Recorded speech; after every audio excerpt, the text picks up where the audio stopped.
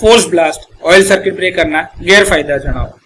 તો આમાં piston, oil pump, nozzle અને પ્રેશર ચેમ્બર વગેરેનો સમાવેશ થાય છે, જે એની ડિઝાઇનને સાદા એટલે કે પ્લેન અથવા તો self blast oil circuit breaker કરતા વધારે જટિલ બનાવે છે.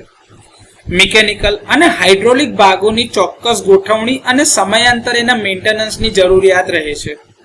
આ ફોર્સ્ડ ઓઇલ સિસ્ટમ એ ચુસ્ત સીલ એટલે કે હવા ચુસ્ત રીતે સીલ કરેલું હોય અને પ્રેશર લાઇનની ઉપર આધાર રાખે છે. એના કારણે લીકેજ અથવા તો પંપના અંદર ફોલ્ટ આવવાના કારણે આના ઓપરેશનની રિલાયબિલિટી પર અસર થાય છે. હાઈ સ્પીડ ઓઇલ બ્લાસ્ટ અને ગેસ રિલીઝ ઇન્ટરપ્શન પ્રોસેસ દરમિયાન નોંધપાત્ર અવાજ ઉત્પન્ન કરે છે.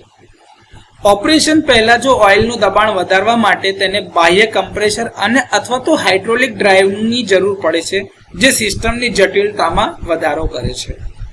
જો કે ઓઇલનું પ્રમાણ જે છે એ તમારા પ્લેન બ્લાસ્ટ અથવા તો સેલ્ફ બ્લાસ્ટ ઓઇલ બ્રેકર કરતાં ઓછું થાય છે, પરંતુ હજી પણ જ્વલનશીલ ઓઇલનો જ આપણે ઉપયોગ કરીએ છીએ આર્કને ઓલવવા માટે. તેથી ગંભીર ફોલ્ટ હેઠળ આગ લાગવાની અથવા તો બ્લાસ્ટ થવાની શક્યતાઓ રહેલી છે. મોટા ફોલ્ટ ઓપરેશન પછી ઓઇલને ફિલ્ટરિંગ અથવા તો રિપ્લેસમેન્ટની જરૂરિયાત રહે છે, જેનાથી ફરીથી એનર્જાઇઝ થવામાં વિલંબ થાય છે, એટલે કે બીજું ઓપરેશન લેવામાં વાર લાગી શકે છે. SF6 અથવા તો વેક્યુમ સર્કિટ બ્રેકર્સની તુલનામાં હજી પણ આ પ્રકારના બ્રેકર મોટા અને ભારે છે.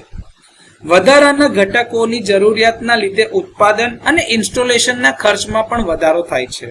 તો ફોર્સ બ્લાસ્ટ ઓઇલ સર્કિટ બ્રેકરના આ થોડા ઘણા ગેરફાયદા.